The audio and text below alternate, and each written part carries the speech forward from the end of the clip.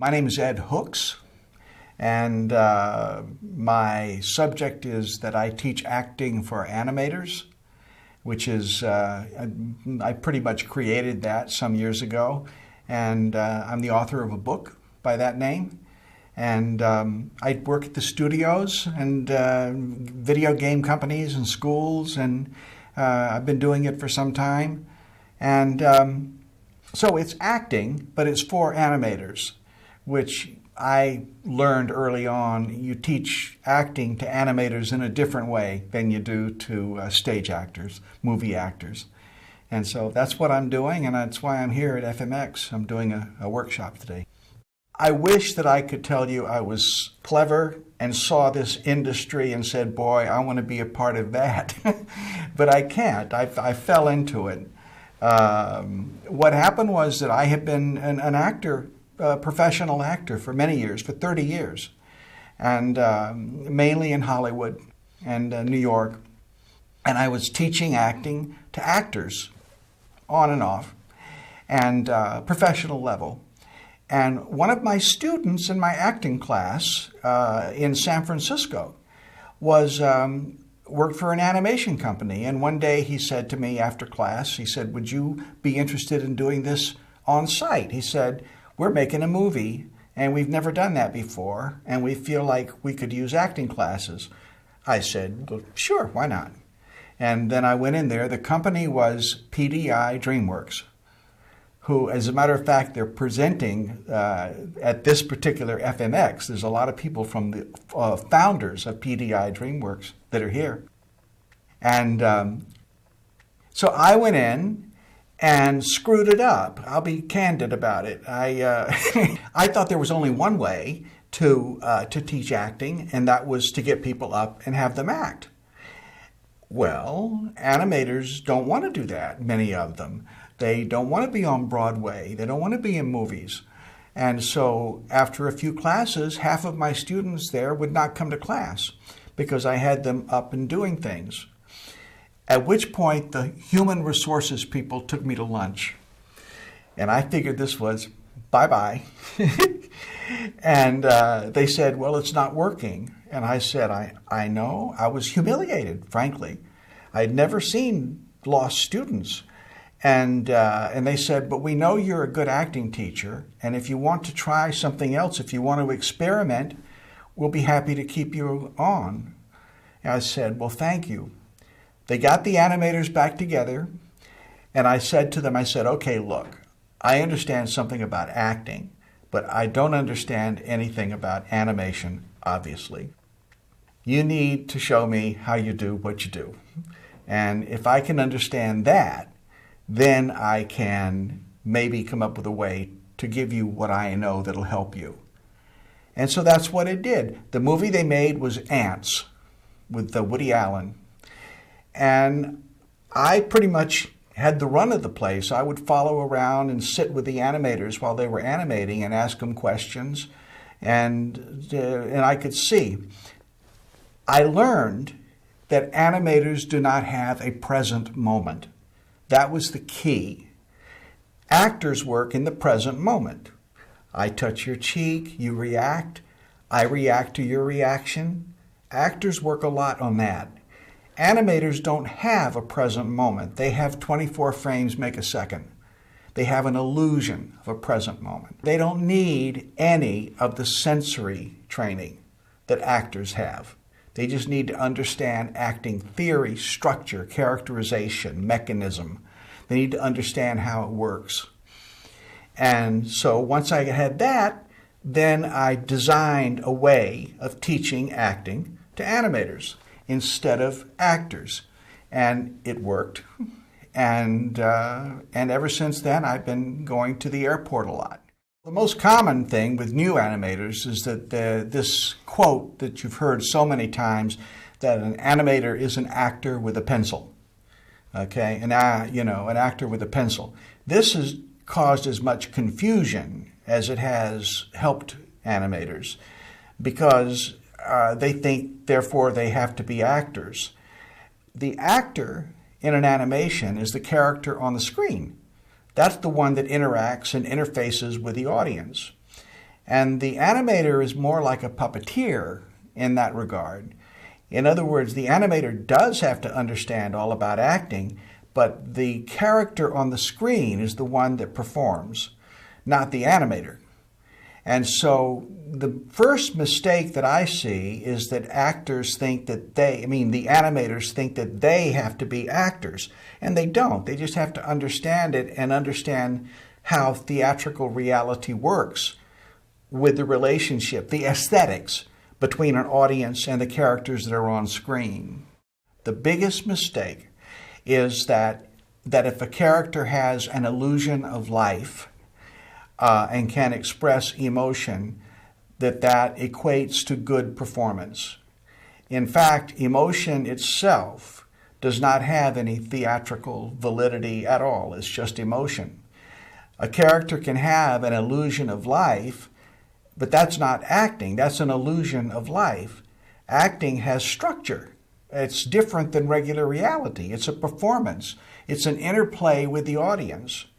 And so I find that often the acting, what they understand as acting, ends with an expression of emotion. A character will tumble down a flight of stairs and go, whoo, there's something. And then there's an expression of emotion, and that's where they want to cut.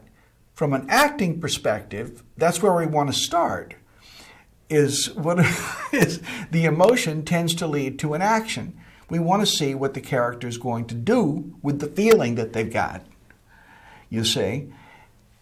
So there's a misunderstanding a lot of times that comes from passed down wisdom from the very earliest days of animation, when they really didn't know any of this. They didn't understand it. They were working on these things, and it got passed down. And so in Frank and Ollie in The Illusion of Life, they say that was the whole thing, that they endowed the characters with the illusion of life, gave them a brain to think and have emotion. That's what they say, and that is not all of it. That's what they thought was all of it, because Frank and Ollie had a good feel for acting.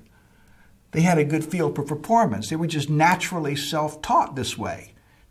But the people that read the book, they say, oh, if I can get an illusion of life and a brain and an emotion, I can be just like Frank and Ollie. And no, it doesn't work that way. One thing that is fraught with danger is the issue of references, of doing your own references. An animator will have a sequence and they'll want to get up and do things in front of a mirror. They'll want to act it out, or maybe in front of a video machine, act it out. And then they'll look at that and then use that as the reference for the animation that they're doing. The problem with that is that in reality, you can't be on the stage and in the audience both at the same time. You can't physically do it. And when animators get up and do their own video references, what they're doing is they've got one part of their mind on how they're moving. They're thinking about that at the same time that they're recording it. And so the movement is not really a natural movement. The movement is a considered movement. Actors learn, it's an acting mistake to think about how you're moving. Actors get their wrists slapped for doing that in school when you learn not to do that. The very thing that animators do, which is to get up and do these references themselves. And I understand why they do it, but you asked me the question, what is something that could be done better? And that would be one of them right off the top, because most every animator in the world does their own video references, most everyone. And it's rarely the best source that I can see, because it's too self-aware. It'd be better if you had your friend do the references. It's possible to, look, Charlie Chaplin did it just fine. Charlie Chaplin would direct and then turn around and act and turn around and direct, and there was no video reference, but he was able to switch himself back and forth between performing and watching himself. You can do it. There are directors and actors who are able to do this, but they understand that it's necessary to do it. Most animators don't understand what I'm saying when I'm talking to you right now about if you've got a sequence where a character is going to make a glass of milk, pour a glass of milk. Then you go to the refrigerator and you open it and you pull out the milk and you're doing this. They will, the animator will go through these movements, but they're aware of their movements while they're doing it, while it's being recorded. They're not simply pouring the milk because they're thirsty, you see, which is what an actor would do. You don't think about how you're pouring it. You have to get the milk because you just, you're thirsty. Put it over here, you see. But they're aware of their movement. And then they replay it, and then that becomes their reference. And so you have to learn this. You can do it, but you have to learn how to do it. And most of them really don't know how to do that. They're not taught to do that. I recently have been paying a lot of attention to Snow White and the Seven Dwarfs. I've been studying that movie lately for reasons of a project I'm working on. And from an acting standpoint, from what I understand of acting, there's inconsistencies in the movie. The interesting thing is that it doesn't matter with that movie because it is so loving. It is so endearing. You can almost feel Walt Disney on his knees trying to embrace the audience with this thing. It is the most charming piece of animation in the world. And that element is hardly ever present in these big studio movies now. They are movies, they're product, and they try to capture this stuff almost by the charm, they try to capture almost by remote control. There is no Walt Disney. There is no one person who has this mandate to communicate a story. It's committees, it's groupthink. It's brain trusts, it's all kinds of people, and it's an assembly line. And it's a charming, product. And people are not fools. They go to the movie, they see this, and you know whether it's genuine or not. You know whether somebody actually loves you or they're saying they do just so that you'll pay them. And I think that that's the big issue. Is that I rarely see true charm. I rarely see true storytelling. I see construction. And I see a lot of minds, a lot of hands, a lot of chefs in the kitchen. And you, being the excellent chef that you are, you can appreciate this. You get too many chefs in the kitchen, you wind up with a goulash. And I think, my own opinion is that so many of these huge budget movies, regardless of the studio, they all have the same kind of issue, is that they feel like product rather than like a story. And I hope that the next generation of animators will do something different.